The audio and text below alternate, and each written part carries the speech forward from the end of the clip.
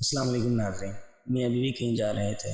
دونوں ہی بہت زیادہ بن سنور کر نکلے، ٹیکسی کا انتظار کر رہے تھے۔ اتنی ہی دیر میں ٹیکسی آ جاتی ہے۔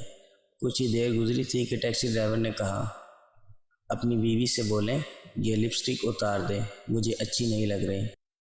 یہ سنتے ہی شوہر نے اس کا گریبان پکڑ لیا اور بولا تیری یہ ہمت کیسے ہوئی جو تو نے یہ بات بولی؟ ڈرائیور نے مسکراتے ہوئے بولا بھائی اگر یہ آپ کے لیے سجی سنوری ہوتی تو گھر میں سجتی، یہ تو راستے میں دیکھنے والوں کے لیے تیار ہوئی ہے، اور راستے کی ہر چیز پر تنقید اور پسندیدگی کا اختیار ہر شخص کو ہے۔ مرد کا غصہ جھاگ کی طرح بیٹھ گیا، جیب سے رومال نکالا اور اپنی بیوی سے کہا اپنی لپسٹک صاف کر لو۔ شاید اس بات میں حقیقت نہ ہو یا من گھڑت واقعہ ہو، مگر ایک سچائی ضرور ہے۔ عورتیں واقعی اپنے شوہر کے لیے کم اور لوگوں کے لیے زیادہ تیار ہوتی ہیں۔ کسی تقریب میں جانا ہو تو گھنٹوں سیلون میں لگا دیتی ہیں، مگر شوہر کے آنے کا وقت ہو تو کبھی ان کے لیے تیار نہیں ہوتی۔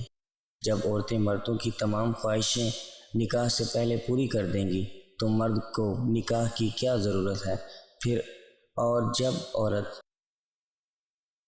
دامن کو داغدار کرے گی تو انہیں پاک دامن عورت جو ہے وہ کیسے سمجھا جائے گا؟